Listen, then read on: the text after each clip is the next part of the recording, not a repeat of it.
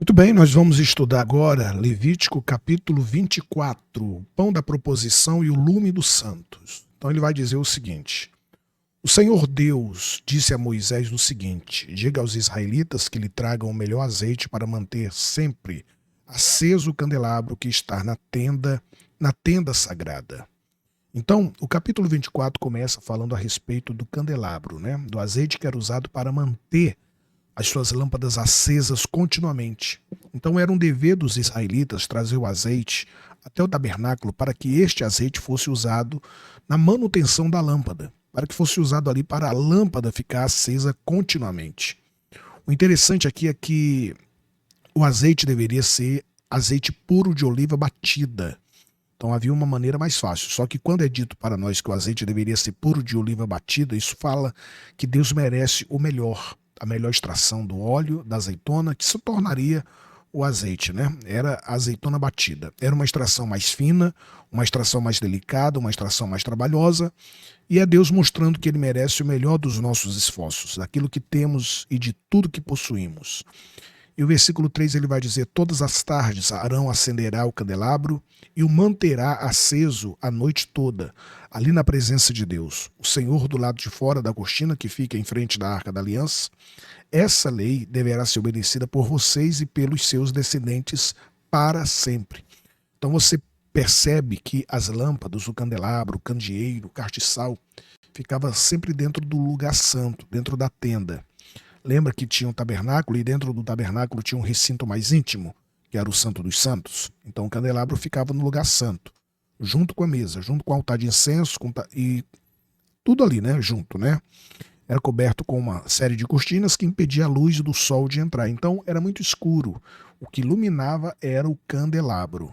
E a Bíblia vai falar no versículo 4 que Arão cuidará dos pavios das lamparinas do candelabro de ouro puro, para que fiquem sempre acesas na presença do Senhor. Então, uma vez que não havia janelas no tabernáculo, era necessário iluminar o lugar para que os sacerdotes pudessem enxergar enquanto ministravam lá dentro. E quem proporcionava essa iluminação era o candelabro. Então, o candelabro na Bíblia traz a ideia primeiro de Israel. Israel deveria ser luz para as nações. Deus chamou Israel para isso. Só que eles falharam nessa missão. E no Novo Testamento, o candelabro significa a igreja. As igrejas devem brilhar nesse mundo de trevas e apontar aos ímpios o caminho até Jesus. E, acima de tudo, os candelabros representam o próprio Jesus como a luz do mundo. Então, são diversos os significados para o candelabro como peça, né, como mobília do tabernáculo. E aí ele vai falar dos pães. 12 pães, cada um pesando 2 quilos, deverão ser feitos da melhor farinha. Então note que, assim como o povo levava o azeite para que o candelabro ficasse aceso, da mesma forma o povo também fornecia a melhor farinha, a flor da farinha para que os pães fossem confeccionados. Sabe o que isso significa para nós? Deus queria a participação do povo na sua adoração, no culto, no serviço. Por mais que eles não pudessem entrar no tabernáculo, no lugar santo, eles poderiam doar materiais para que o culto ao Senhor ali dentro fosse executado. E ainda hoje, Deus quer a participação do povo como um todo na sua adoração, né? No seu culto, com seus dons, talentos, aptidões, com a sua contribuição. E a Bíblia vai falar: e postos na mesa de ouro puro que fica na presença de Deus, o Senhor, os pães deverão ser arrumados em 2 pilhas, 6 pães em cada pilha. Em cima das 2 pilhas será colocado incenso puro para lembrar que todos os pães são oferecidos ao Senhor como oferta de alimento. Todos os sábados para sempre o grande sacerdote colocará os pães em ordem na mesa, na presença de Deus, o Senhor. Estes pães representam a aliança eterna dos israelitas com o Senhor e pertencerão para sempre aos sacerdotes, que são descendentes de Arão. Os pães são muito sagrados, pois são uma oferta de alimento dada ao Senhor. Por isso os sacerdotes os comerão no lugar sagrado. Então nós temos aqui a mesa, nós temos aqui 12 pães separados em 2 fileiras, cada um com 6 pães, e em cima de cada pão um incenso que era queimado como oferta agradável ao Senhor. Então esses pães eram confeccionados com a farinha doada pelo povo. E cada sábado estes pães eram trocados, né? Ficava de sábado até o outro sábado. E assim que eles eram tirados, os pães, entre aspas, velhos, eram tirados para ser colocados os pães novos, E esses pães velhos eram comidos pelos sacerdotes e por suas famílias ali no lugar santo. Então servia de alimentação para eles. E a gente sabe que o pão representa a palavra, a gente sabe que o pão é o alimento espiritual do povo de Deus. E acima de tudo, o pão representa o próprio Cristo, que disse: eu sou o pão vivo que desceu do céu. Então Levítico 24 fala para nós não apenas do candelabro, mas também da mesa dos pães da proposição. E agora vem o pecado e o castigo, né? Versículo 10 ele diz assim: havia entre os israelitas um homem que era filho de um egípcio casado com uma mulher israelita. Ela se chamava Selomite, era filha de Dibre, da tribo de Dan. Certo dia no acampamento, numa briga com o israelita, esse homem blasfemou contra o nome de Deus, o Senhor, e o amaldiçoou, e levaram o homem a Moisés. E o deixaram preso até que o Senhor dissesse o que deviam fazer. Então agora nós vamos falar a respeito do nome do Senhor. Assim como os israelitas deveriam honrar o lugar sagrado, o tabernáculo do Senhor agora ensinado a nós, né? Aqui nesse estudo, que o nosso dever é honrar o nome do Senhor. E havia entre os filhos de Israel filho de um israelita, cujo pai era egípcio. Então o que está sendo dito aqui? Que uma israelita se casou com um egípcio. Não sabemos se ali no deserto, se quando viviam no Egito, só sabemos que ela era casada com um egípcio. Então havia esse casamento misto. E o filho dela, o filho dessa mulher, brigou com um homem israelita. Quer dizer, brigaram no arraial, começaram a discutir. Você deve lembrar que lá em Êxodo 12, no versículo 38, se eu não me engano, é dito que quando Israel saiu do Egito, saiu ali um misto de gente com o povo de Israel. Então muitos egípcios decidiram seguir os passos de Israel. E pode ser que eles tenham se casado no deserto, né? Pode ser que já tenham contraído matrimônio lá no Egito. Então o texto não especifica para nós. É bem provável que foi lá no Egito, porque não fez tanto tempo assim, né? Nesse texto de Levítico, que eles saíram do Egito.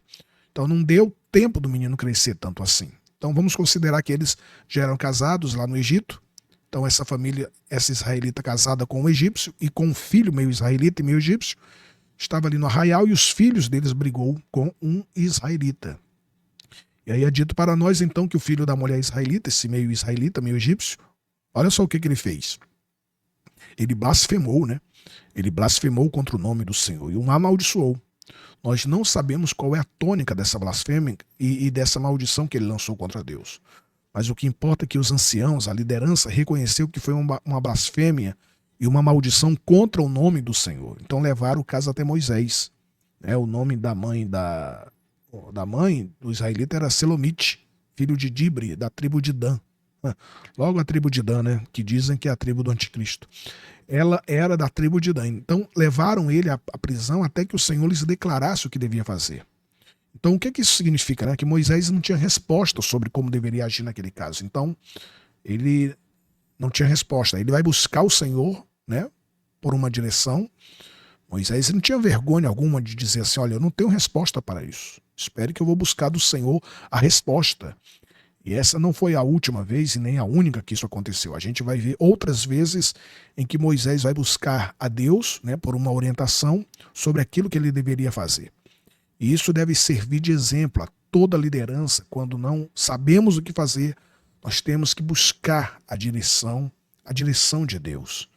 Ele fala no versículo 13, o Senhor Deus disse a Moisés: leve esse homem para fora do acampamento. As pessoas que o ouviram blasfemar contra mim colocarão as mãos na cabeça dele. E depois o povo todo matarás a pedradas.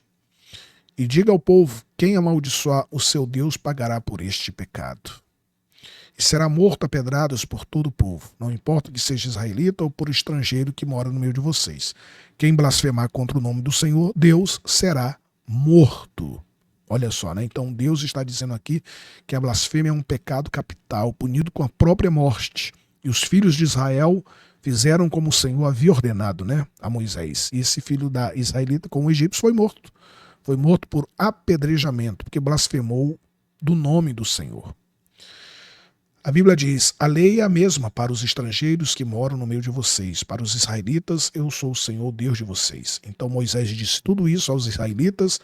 Aí eles pegaram o homem que havia amaldiçoado, o nome de Deus e o levaram para fora do acampamento e ali o mataram a pedradas. Assim, eles fizeram aquilo que o Senhor havia ordenado a Moisés.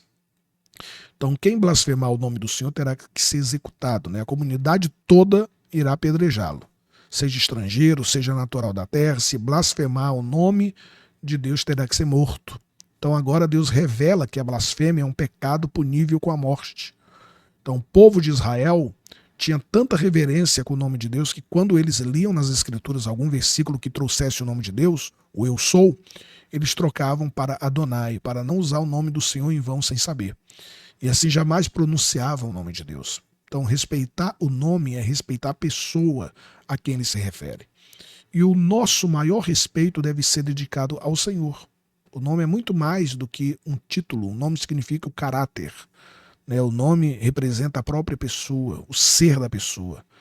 Blasfemar contra o nome do Senhor é atacar o próprio Deus. Então você entende o porquê de uma pena tão grave, a pena de morte para quem blasfemar o nome de Deus?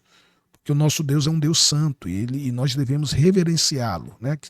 Quer seja ao levar nossas dádivas, quer ao respeitar o seu nome. E que isso fique bem claro, gravado na sua mente, no seu coração. Seja ao oferecer nosso culto, seja ao orar, ao adorar, seja ao exercer nossas atividades, trabalhos do dia a dia, Deus quer ser honrado e reverenciado.